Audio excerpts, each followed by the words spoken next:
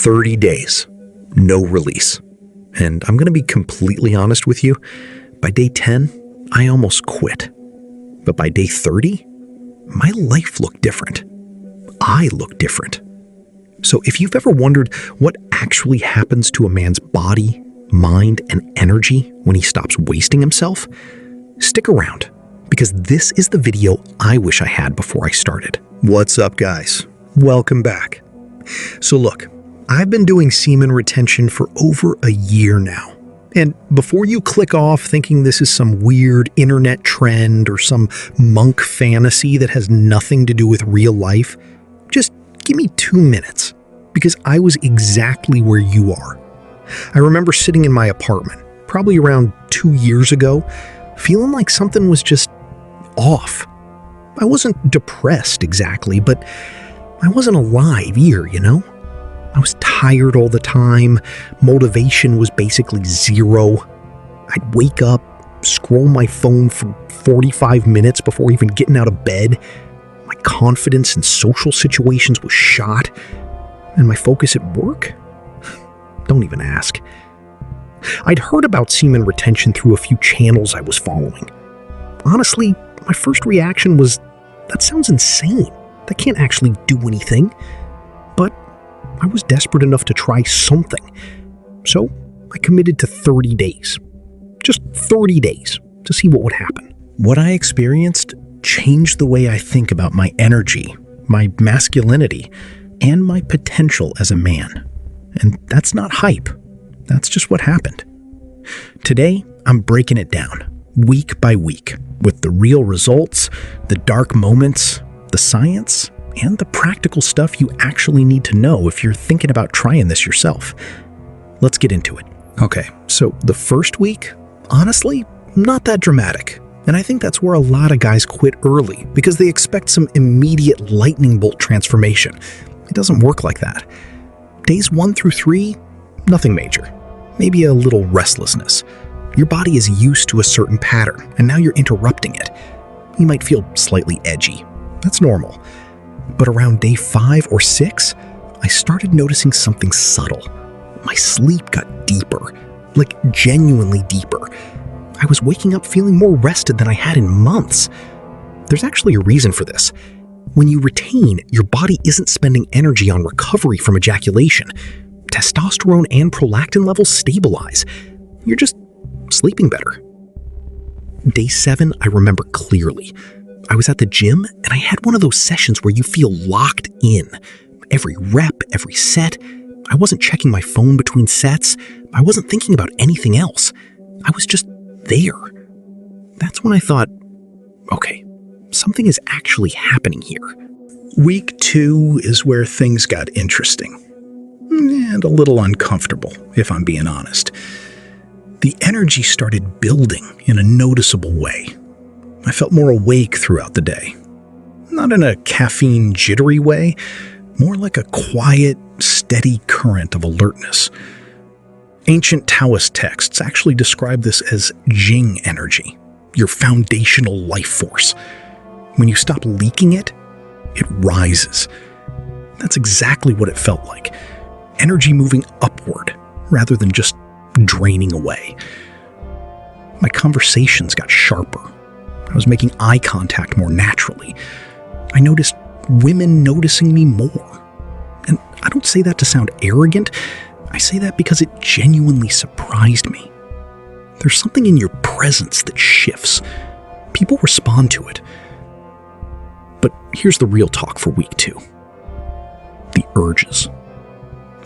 Yeah, they get louder. Your mind starts playing tricks. You'll start rationalizing. One time won't hurt. I've already proved the point. Maybe I'll just... No. You know where that sentence ends. The key is what I call the redirect. The moment you feel that energy building, you redirect it. Go train. Go create something. Go have a cold shower. Go call someone you've been meaning to call. Channel it, or it channels you. That's the game. By week 3, something genuinely shifted in my mental state. My focus became almost uncomfortable to others, in the best way. I was finishing things I'd been putting off for months. Projects, phone calls, plans I'd been dragging my feet on. That creative and productive energy that we're always chasing, it was just there. I also noticed my voice felt more grounded. Sounds strange, I know, but there's research suggesting testosterone optimization affects vocal tonality. My posture improved, not because I was trying to stand taller, I just was. Confidence has a physical expression, and it was showing up in my body. The Brahmacharya philosophy from ancient India teaches that Brahmacharya, the practice of celibacy or retention, isn't about suppression. It's about conservation and redirection of creative power. The ojas, the vital essence, feeds your brain, your spirit, your strength. When I started reading about this in my second week, it clicked. This wasn't a weird internet hack. Men had been practicing this for thousands of years for exactly these reasons. Week 4 was quieter, and that quiet was powerful. The ups and downs smoothed out. The urges became more manageable. Not gone, but workable. I felt like I had a relationship with my own energy that I'd never had before. I understood myself differently. By day 30, here were my honest results. Sleep, noticeably deeper and more consistent. Focus, significantly sharper. I started writing in the mornings, something I'd wanted to do for 2 years. Gym performance, up. Not dramatically, but measurably. Social confidence, up. Conversations felt easier and more natural. Mood, more stable, less reactive, less anxious. Sense of purpose, clearer. This one surprised me the most. Was everything perfect? No. Did retention fix my life? Also no. But it gave me the energy and clarity to start fixing it myself. That's the real result. All right, let's be real for a second, because I'd be doing you a disservice if I made this sound like a fairy tale.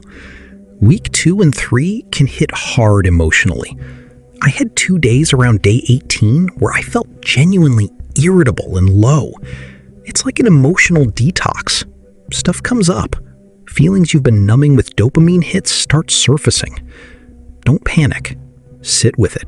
Journal it out. That discomfort is actually your system recalibrating. Also, retention is not a substitute for doing the actual work. I've seen guys use this as an identity rather than a tool. I'm on day 90. I'm basically a superhero. Bro, if you're sitting on the couch on day 90 watching 6 hours of YouTube, you've missed the point entirely. The energy retention gives you has to go somewhere. Purpose, craft, relationships, fitness. Otherwise, it just becomes pressure with nowhere to go, and that's not healthy for anyone. And if you have any underlying health conditions, talk to your doctor. I'm not a medical professional. I'm a guy sharing his experience. Use your common sense. Okay, you're in. Here's what actually works. 1, set a clear intention. Don't just say, I'll try retention. Decide why. Write it down. I want to build my business. I want to show up better for my kids. I want to feel like myself again. That why will save you on day 12 when your brain is lobbying hard against you. 2, cold showers. Non-negotiable. Cold water is the fastest pattern interrupt there is. The urge hits, you go cold. It's like a reset button. Start with 30 seconds if you have to. Build up. 3, move your body daily. Channel the energy physically. Lift, run, box, swim, something. Stagnant energy with no outlet creates frustration. Moving energy creates momentum. 4, avoid the on-ramp. You know what I mean. Certain content, certain apps, certain habits that get the engine running in the wrong direction. Protect your inputs. What you feed your attention matters. 5, build a morning routine. Wake up with intention. Meditate for 10 minutes. Move your body. Read something that sharpens your mind.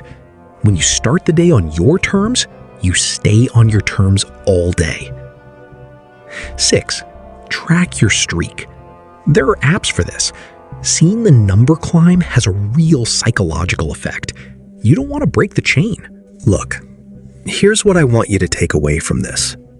We live in a world that is aggressively designed to drain you. Your attention, your energy, your time, your vitality. Everything around you is optimized to take from you. Semen retention is, at its core, a man choosing to keep something for himself, to stop the leak, to say, I'm going to use this energy to build something. That's not weird. That's not extreme. That's actually one of the most masculine decisions you can make. I'm not saying retention is the answer to everything, but I am saying, with complete honesty, that it changed the quality of my days. It made me more of the man I was trying to become. And if you give it a genuine 30 days, with discipline, with purpose, with the tips I've shared, you might say the same thing. You've got more power inside you than you've been led to believe. Stop giving it away. All right. That's the honest breakdown. 30 days, real results, no fluff.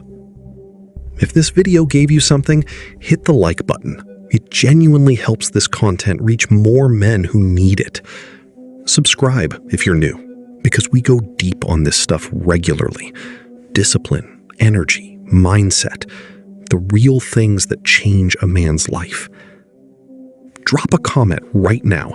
Tell me your current streak, or tell me your biggest struggle with this. I read every single one and I respond. Let's build something real down there. And check the pinned comment. I've put together some additional resources and a free accountability tracker that I think you'll find useful. I'll see you in the next one. Stay strong.